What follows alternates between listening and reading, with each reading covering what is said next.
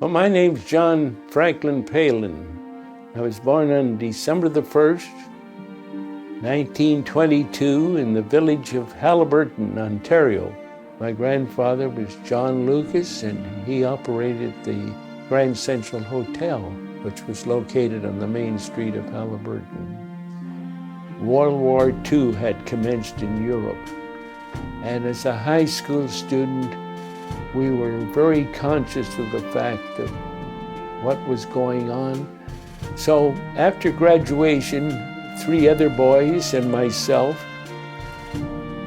we went down to the recruiting office of the Air Force in the summer of 1942, and we signed up to join the Air Force. I was put down for a gunner, and so I said, that's okay, if that's where you need me, I'm available. As a rear gunner, it was my job, when attacked, to fire my guns, hopefully hit that plane, the fighter plane. And in December '43, we went out on our first operation, which was to Berlin. We all realized that, boy, our training days are over. This is the real thing. Berlin was very heavily defended, all sorts of hundreds and hundreds of guns and aircraft and fighter bases around it. Our next trip was to Magdeburg. It could have well been our last trip. When we got to the target, it was very well lit up with searchlights and everything, and we dropped our bombs, and we just got rid of our bombs when a German fighter attacked us. There was another fighter around, and we had our guns trained on him, and this other fighter came in from another angle, and he fired a cannon shell that exploded just below the tail of the plane. If he'd had it up a little more, he would have blown my turret in the rear of the plane right off. So everybody would have died. But the velocity knocked all the plastic out of my turret. It knocked my guns out of commission. It blew my turret doors off. So we were in a bad mess. Shortly after that, we got caught with heavy flak. It had started a fire, and we had a fire aboard the plane, and it burnt my parachute too, which was hanging inside the plane. I was in a helpless position, and my guns wouldn't work. I was stranded out on the beam, and even if the pilot had ordered us to abandon aircraft, I didn't have a parachute. I couldn't get out of my turret at that time. So I was scared. Yeah.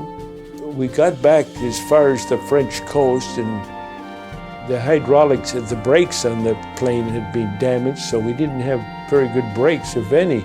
So we went down and went right through to the end of the runway and across the field until we came to a ditch. The crews came out, of course, from the fighter station, and they got me out of the turret, and they notified our squadron that we had landed there and were all safe. We switched over and were doing a lot of trips into France and that in preparation for D-Day.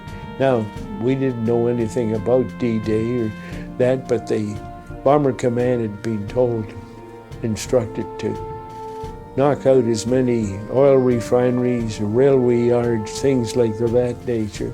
So we did a lot of those trips, and the German defenses did pretty well. They started retreating backwards, and that's the British, Canadians, and Americans. They got a good foothold there. They could see that it's just a matter of time.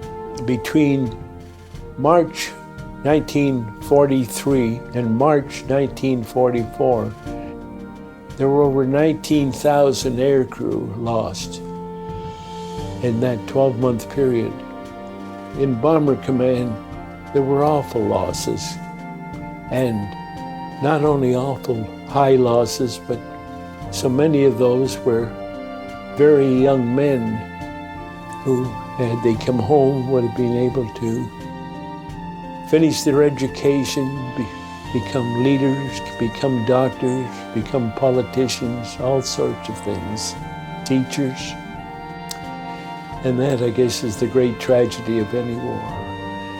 In December, I think December the 16th, we were briefed for a mission to Germany. We had a successful operation, and on our way home, we received a message from our station commander saying that this is your last operation, boys. Welcome back to your base. We had completed our second tour of operation, and we now could look forward to, as far as I was concerned, I could look forward to eventually going home.